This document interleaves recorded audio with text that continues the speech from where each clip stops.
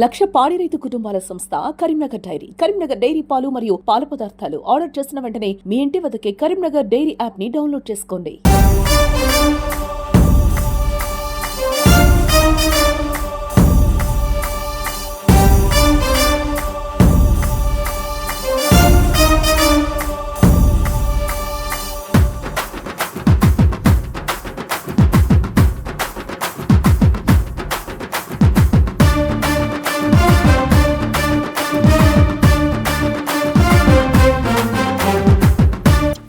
రెండు సార్లు మీరు ఎంపీటీస్ కంటెస్ట్ చేశారు, ఓడిపోయారని మీరే చెప్తున్నారు. అవును. మళ్ళీ అట్లాంటిది సర్పంచ్ పోటీ చేస్తే మళ్ళీ గెలిపిస్తారని ఎట్లా అనుకుంటున్నారు మీరు? అంటే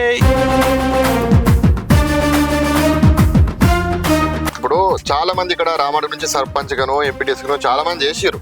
వాళ్ళు కూడా ఎన్నికల్లో పోటీ చేసే ముందు ఇటువంటి మాటలే చెప్పారు, కాకపోతే ఏం చేయలేదు. మీరు గెలిస్తే మీరు చేస్తారని నమ్మకం ఏంది? మీకు ఎట్లా నమ్మాలి ప్రజలు, రామడుగు ప్రజలు?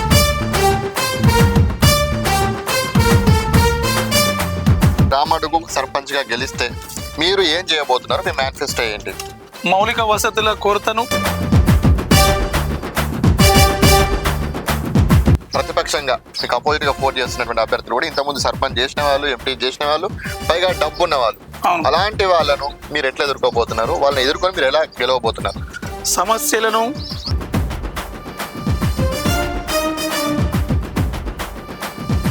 నమస్తే, welcome to Suman TV Karimnagar. నేను మీ జర్నలిస్ట్ అక్షయ్. రామడుగు అంటేనే కళాకారులకు, విద్యావంతులకు నిలయం. అటువంటి రామడుగు గ్రామ పంచాయతీ నుంచి ఒక విద్యావంతుడైనటువంటి పూరెళ్ళ రాజశేఖర్ గారు సర్పంచ్ గా పోటీ చేస్తున్నారు. వారితో మాట్లాడే ప్రయత్నం చేద్దాం. రాజశేఖర్ గారు నమస్తే. నమస్తే అండి. మీరు ఎంసీఏ చదువుకున్నారు, చాలా కాలం పాటు లెక్చరర్ గా పనిచేశారు, పలు విద్యా సంస్థలు కూడా మీరు పార్ట్నర్షిప్ ఉన్నారు. సో అటువంటిది ఉన్నట్టుండి యొక్క సర్పంచ్ ఎన్నికల్లో ఎందుకు బరిలోకి దిగారు? ఎందుకు అసలు ఏంటి, అసలు మీ యొక్క మోటో ఏంటి, మీ విజన్ ఏంటి? రామడుగు మండల అభివృద్ధికి నోచుకోకుండా మౌలిక సదుపాయాల కొరత ఏర్పడింది. వాళ్ళు చేస్తారు, డెవలప్మెంట్ అవుతుంది అనుకున్న కొద్ది తరుణంలో చూస్తున్న తరుణంలో ఆ డెవలప్మెంట్ అనేది కొరత ఏర్పడడం వల్ల ఇక నుంచి మనం ఇంత రామడుగు మనకి ఇన్ని ఇచ్చింది, చదువునిచ్చింది, ఎకనామికల్ గా స్టాండ్ చేసినాం. ఈ రామడుగు అభివృద్ధిలో మనం ఎందుకు పాలు పంచుకోవద్దనే ఉద్దేశంతో 15 సంవత్సరాల టీచింగ్ ఎక్స్పీరియన్స్ ను, కాలేజీని వదులుకొని విలేజ్ కోసం విలేజ్ నాకు ఇంత ఇచ్చింది, కన్న తల్లి లాంటి, కన్న భూమి లాంటి ఈ విలేజ్ ని నేనెందుకు డెవలప్ చేయొద్దు, నా యొక్క పాత్ర ఇందులో ఎందుకు ఉన్నదనే ఉద్దేశంతో నేను ఈ నిర్ణయం తీసుకొని 2014 నుంచి ఇప్పటి వరకు 2014లో ఒకసారి ఎంపీటీసీగా కాంటెస్ట్ చేశాను, 2019లో ఒకసారి కాంటెస్ట్ చేశాను. అయినా కూడా రిజల్ట్ రాలేదు. నన్ను ఆదరించకపోతారా, డెవలప్మెంట్ లో నన్ను భాగస్వామ్యంలో చేయలేకపోతారా అనే ఉద్దేశంతో రామడుగు గ్రామ ప్రజల మీద ఆశతోని మళ్ళీ బరిలో దిగడం జరిగింది. ఇప్పుడు మీరు 2 సార్లు మీరు ఎంపీటీస్ కంటెస్ట్ చేశారు, ఓడిపోయారని మీరే చెప్తున్నారు. మళ్ళీ అట్లాంటిది సర్పంచ్ పోటీ చేస్తే మళ్ళీ గెలిపిస్తారని ఎట్లా అనుకుంటున్నారు మీరు? అంటే ఇంతకు ముందు వాళ్ళు చేసిన డెవలప్మెంట్, మౌలిక వసతులు కొరత అనేది రామడుగులో 6 బావులు ఉన్నాయి. 6 బావులు, 4 వాటర్ ట్యాంకులు, 2 బోర్లు ఉన్నాయి. డిమాండ్ రిజిస్టర్ లో 1535 గరిపాటి నల్ల బిల్లులతో ఎన్రోల్ అయి ఉన్నాయి. 1200 ఇండ్లకు, నల్ల కనెక్షన్ ఉన్న ఇండ్లకి కనీసం మౌలిక వసతుల్లో ఒక భాగమైనటువంటి నీళ్లు కూడా సరిగ్గా అందివ్వలేని పరిస్థితిలో ఉంది. అందులో రెండవది అయినటువంటి డ్రైనేజ్ వ్యవస్థ.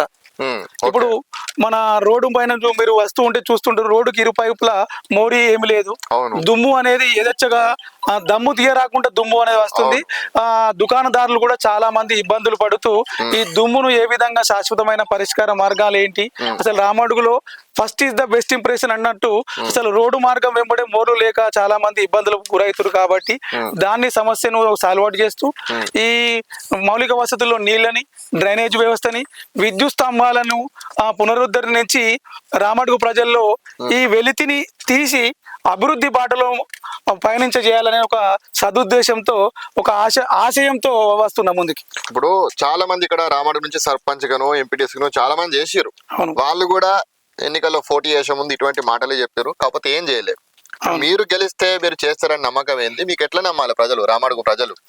రామడుగులో ఈ ఇప్పుడు నేను చెప్పే విధంగా ఏమిటి అంటే, ఇంతవరకు ఎన్ని ఇండ్లు ఉన్నాయి, ఎన్ని ఎన్రోల్ అయి ఉన్నాయి, ఎన్ని వాటర్ ట్యాంకులు ఉన్నాయి, ఎందుకు ఈ 14 వీధుల్లో సమస్య వస్తుంది అని అంటే, గేట్ వాల్ సమస్య కానీ ఒక 30 ఏళ్ల నుంచి పైప్ లైన్ అనేది మరమ్మతు లేకుండా ఎత్తువంపులు ఉండడం వల్ల చిట్ట చివరి వాళ్లకు నీళ్లు సదుపాయం అందకుండా నిరుపయోగంగా కట్టడం వల్ల ఈ డ్రైనేజీలు కానీ ఈ నిరుపయోగమైనటువంటి నీటి వ్యవస్థను పెట్టుకోవడం వల్ల ఒకటే సరమచెరు బాయిలో 2 10 HP 7.5 HP మోటార్లు నడవడం వల్ల ఆ విద్యుత్తులో ఫ్లక్చువేట్ రావడం వల్ల కాలిపోవడం వల్ల డే బై డే రావాల్సిన నీళ్లు 3 రోజులకు ఒకసారి 4 రోజులకు రావడం ఇవన్నీ జరుగుతున్నాయి. కాబట్టి రామడుగులో ఇప్పటికి కూడా నీటి కొరత ఉంది.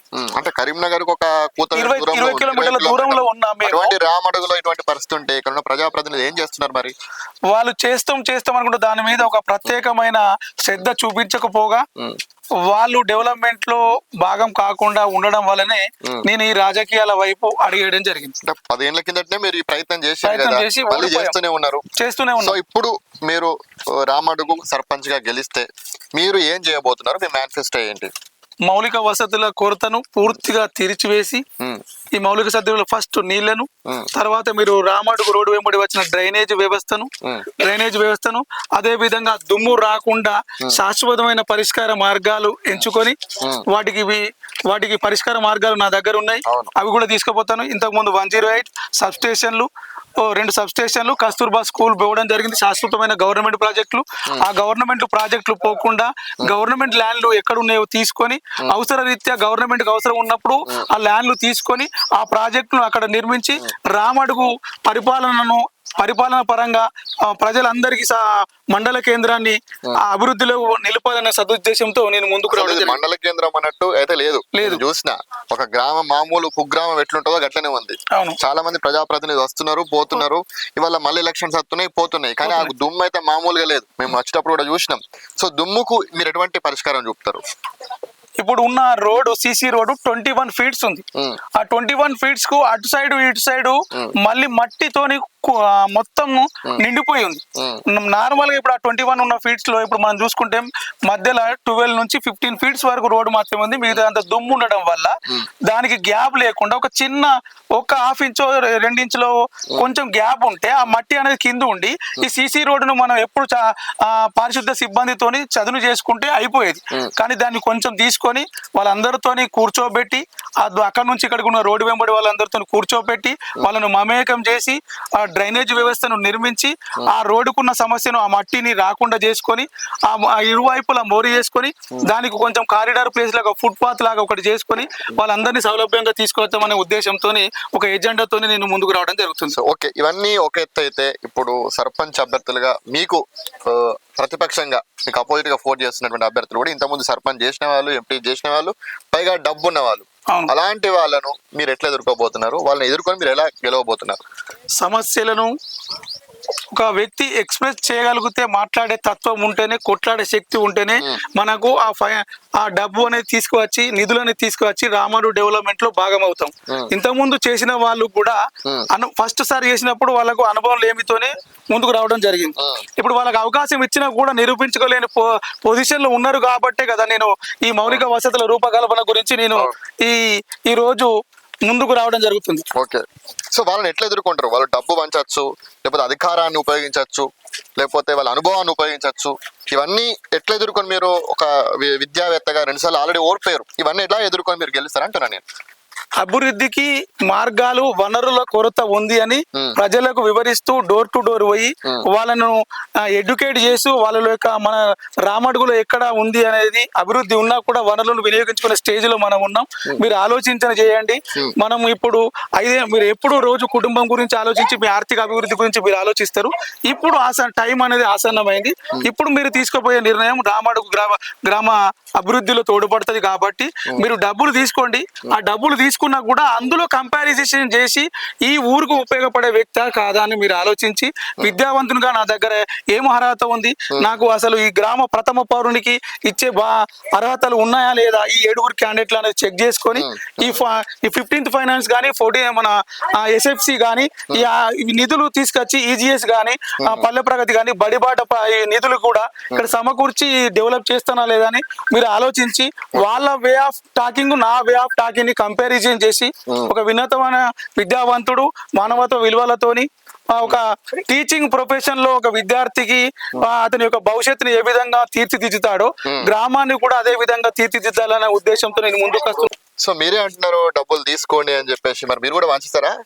డబ్బులు పంచకుండా వాళ్ళను ఎడ్యుకేట్ చేస్తూ నన్ను ఆధార అభిమానంతో చేస్తూ 2010లో నేను పోచమ్మ గుడి నిర్మాణం అన్ని సంఘాల కుల సంఘాల ఆ విరాళాలతో నాకు ఒక సూపర్విజన్ ఇచ్చారు. ఆ సూపర్విజన్ తీసుకొని ఒక ప్లానింగ్ ప్రకారం చేసి ఆ పోచమ్మ గుడి నిర్మాణం చేసి ఆ 18 కులాలను మమేకం చేసి నేను బోనాల పండుగ జరగడం జరిగింది. ఈ అభివృద్ధి పనులను వివరిస్తూ నేను ముందుకు పోవడం జరిగింది. వాళ్ళని ఎక్కడికి పోయినా కూడా నన్ను ఆధారాభిమానాలతో ఒక చదువుకున్న వ్యక్తి రావాలి, మా ఊరిని అభివృద్ధి చెందాలని వాళ్ళు నాకు సపోర్ట్ గా నిలబడుతూ ఈ రోజు 130 to 150 మెంబర్స్ తోని మేము ర్యాలీగా ఇంటింటికి పోయి కూడా చెప్పుకోవడం జరిగింది. సరే, ఫైనల్ గా గెలుస్తారా? ఖచ్చితంగా గెలుస్తాం. ప్రజల యొక్క ఆశీస్సులు. దేని నమ్మకం చెప్తారు? ఇంత కాన్ఫిడెంట్ ఏంటి? పైసలా, లేకపోతే అనుభవమా, లేకపోతే మంచి పేరా, లేకపోతే విద్యావేత్తనా ఏంటి? ఇంతవరకు మంచి పేరు ప్రజలను నమ్ముకున్నారా? అవతల మరి పైసలు వంచుతారట, మరి మీరు కూడా? పైసలు వంచినా కూడా ప్రజలు ఎడ్యుకేట్ అయ్యి ఇప్పుడు గ్రామం వైపు యువత 1800 నుంచి 2000 మంది యువత ఉన్నారు. ఆ యువత రామడుగు గ్రామ అభివృద్ధి వైపు చూడడం జరుగుతుంది. వాళ్ళు ఇన్ని రోజుల నుంచి చేసినది ఏముంది, ఒక కొత్త వాళ్ళకు అవకాశం ఇస్తే, ఒక ఉన్నతమైన విద్యావంతునికి అవకాశం ఇస్తే మన యొక్క ఊరు నాయకత్వ లోపమని ఇక్కడ జరుగుతుంది. కాబట్టి ఆ నాయకుడిని మనం సరిగ్గా ఎన్నుకుంటే ఈ మనం అభివృద్ధి బాటలో పోవచ్చు. ఒకసారి అవకాశం ఇచ్చి చూద్దామనే ఉద్దేశంతో ఉన్నారని నాకు. ఫైనల్ గా మీ యొక్క రామడుగు గ్రామ ప్రజలకు మీరు ఏం చెప్పబోతున్నారు? మీ గుర్తు, మీ యొక్క సీరియల్ నంబర్, ఎన్నిక తేదీ అవన్నీ మీరు చెప్పాలంటే మీరు అభ్యర్థించండి. రామడుగు గ్రామ ప్రజలందరికీ ఈ మౌలిక కొరతను తీసివేసి మీ అందరికీ నేను ఈ మౌలిక సదుపాయాలను అందిస్తానని, అదేవిధంగా గవర్నమెంట్ ప్రాజెక్టులు ఎక్కడికి పోకుండా మన మండల డెవలప్మెంట్ పరంగా నేను ఉపయోగించి ఆ ల్యాండ్ను తీసి ఆ ప్రాజెక్టులు ఇక్కడనే శాశ్వత పరిష్కారంగా ఉండేలా చేస్తానని తెలియజేసుకుంటున్నాను. అదేవిధంగా గవర్నమెంట్ పిఎంఈజీపీ సెంట్రల్ ఇచ్చినటువంటి పిఎంఈజీపీ కానీ చిన్న తరహా భారీ తరహా పరిశ్రమ నుంచి వచ్చే నిధులు కానీ శ్రీనిధి నిధులు కానీ వాళ్ళని ఎడ్యుకేట్ చేస్తూ వాళ్ళకు ఎవరైతే ఇంట్రెస్టెడ్ వ్యక్తులు పర్సన్స్ ఉంటారో, మహిళలు కావచ్చు, మన పురుషులు కావచ్చు, అదేవిధంగా యూత్ ఎవరైతే ఉన్నారో వాళ్ళకు ఒక యూనిట్ రన్ చేసుకోవాలనే ఉద్దేశం ఉంటే వాళ్ళకు నేను బ్యాంక్ మేనేజర్స్తో మాట్లాడి ఆ యూనిట్ రన్ అయ్యే విధంగా నేను దగ్గరుండి వాళ్ళకు అన్ని విధాలుగా దగ్గరుండి చేపించి ఆ యూనిట్ రన్ అయ్యే విధంగా చేస్తానని తెలియజేసుకుంటున్నాను. అదేవిధంగా ఎవరైతే జెడ్పిహెచ్ఎస్ స్కూల్లో 10th చదువుతున్న విద్యార్థులందరికీ 5 సంవత్సరాల లోపు ఉన్న పిల్లలందరికీ, మన 10th చదువుతున్న పిల్లలు 5 సంవత్సరాల లోపు నేను వాళ్ళ ఎగ్జామ్ ఫీజు నేనే పే చేస్తా. అదేవిధంగా స్కూల్ గేమ్స్ స్టేట్ కానీ నేషనల్ లెవెల్స్ అయితే ఎవరైతే వెళ్తారో వాళ్ళ రవాణా బాధ్యతలు కూడా ఈ 5 సంవత్సరాలు నేనే తీసుకుంటున్నాను. అదేవిధంగా మన మోడల్ స్కూల్లో పేరెంట్ కమిటీ మీటింగ్ జరుగుతుందా లేదా ఇవన్నీ చెక్ చేసుకుని విద్యా వైద్యం ఏ విధంగా జరుగుతుంది అన్ని అందుబాటులోకి తీసుకొద్దామనే ఉద్దేశంతో నేను ముందుకు రావడం జరుగుతుంది. మీరు భారీ హామీలు ఇస్తున్నారు, రేపు పొద్దున గెలిస్తే మాత్రం మీ వీడియో తర్వాత కూడా ఉంటది, అవన్నీ చూసి అడుగుతారు మళ్ళీ. మరి ఇవి ఒక నాయకుడు గ్రామానికి చేయవలసిన కనీస బాధ్యతలు ఇవి. మేమందరం పనిలో నిమగ్నమై ఉంటాం. నువ్వు రామడుగు పౌరునిగా, ప్రథమ పౌరునిగా మా తరపున నువ్వు బాధ్యత తీసుకొని ఇవి తీసుకొచ్చి మమ్ములను అభివృద్ధి బాటలు నడిపి మా యొక్క విజయంలో నీ విజయాన్ని చూసుకోమని చెప్పే తరుణం ఇది ప్రజలు చెప్పేది. కానీ దాన్ని పేరు మార్చి ఇప్పుడు రాజకీయ నాయకులు వాళ్ళది స్వలాభం కోసం వాళ్ళ ఇష్టం రాజ్యాంగం చేస్తున్నారు. కానీ దానికి చర్మగీతం పాడాలనే ఉద్దేశంతో ఒక ఉన్నత విద్యావంతుడిగా నేను ముందుకు రావడం జరుగుతుంది. సో ఇలాంటి విద్యావంతులు రాజకీయాలకు రావాలి. సో రామడుగు గ్రామంలో పూరెల రాజశేఖర్ గారు ఖచ్చితంగా తాను సర్పంచ్ అభ్యర్థిగా గెలిచి తీరుతానని ధీమా వ్యక్తం చేస్తూ ఖచ్చితంగా గ్రామ అభివృద్ధికి, గ్రామంలో మౌలిక వసతుల సౌకర్యానికి కృషి చేస్తానని చెప్పేసి ధీమా వ్యక్తం చేస్తున్నారు. కెమెరామెన్ ప్రేమ్తో అక్షయ్.